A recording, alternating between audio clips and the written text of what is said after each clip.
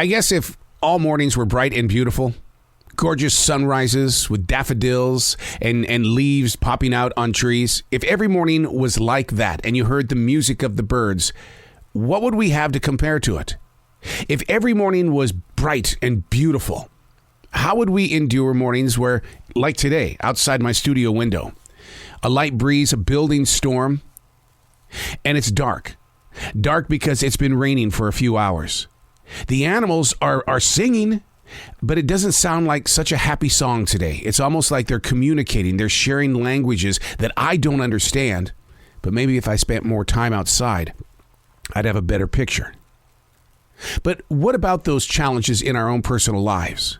If everything went exactly the way that you planned, what would you have to compare to it?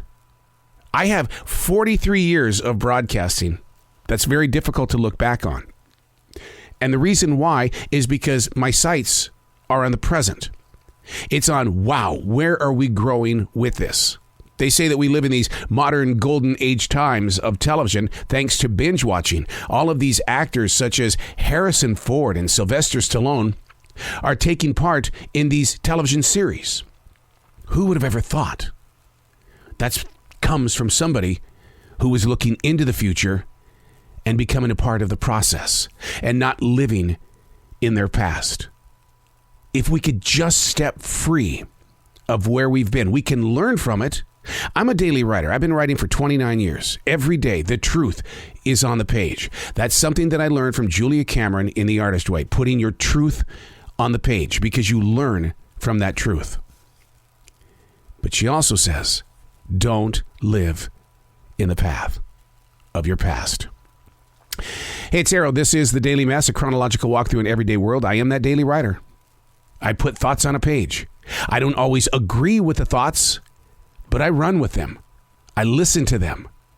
I learn from them so that I can have a conversation with you. And maybe there's going to be something inside these paragraphs where you're going to go, wow.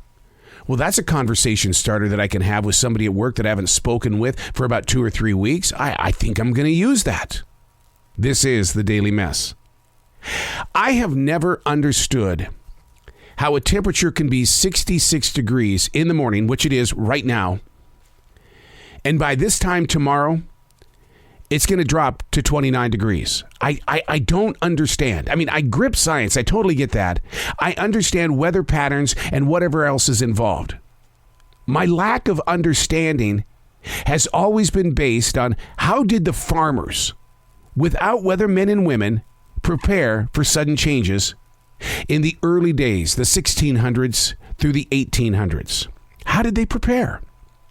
How did today's light rain prepare Farmer Johnson for frozen leaves and frozen flowers and cattle tomorrow?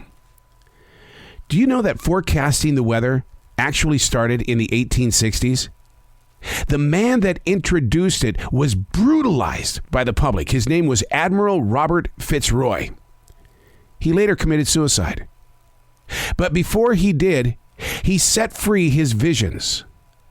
The farmers before the admiral watched clouds and livestock. Everything around them had a voice and reaction to all things that would soon change. How much are we missing in this modern world by racing through this life? What are we missing when we don't walk through the forests or the parks, or when we don't walk on the city street just to be a part of the atmosphere of now? See, the admiral, he started studying the atmosphere, the weather patterns, and he began to sit there and really put it to work because he knew that if he could come up with a way of communicating how the weather was going to act and react and potentially change other people's lives, then he needed to get that word out there. What are the things that you're holding back on that could change other people's lives? Are you like the admiral? You're hearing ways that would open another person's imagination as a way to protect themselves from something that may or may not happen. And if you do hold it, are you like the admiral? And you're going to be scrutinized. And through that moment of people talking badly about you, will it affect the way you live your life. He committed suicide. Whew. But yet, what we have today, some of the best weather forecasting ever, because of a man that just didn't trust the animals and the plants and how they communicated with Farmer Johnson. I'm Arrow, and that's the Daily Mess.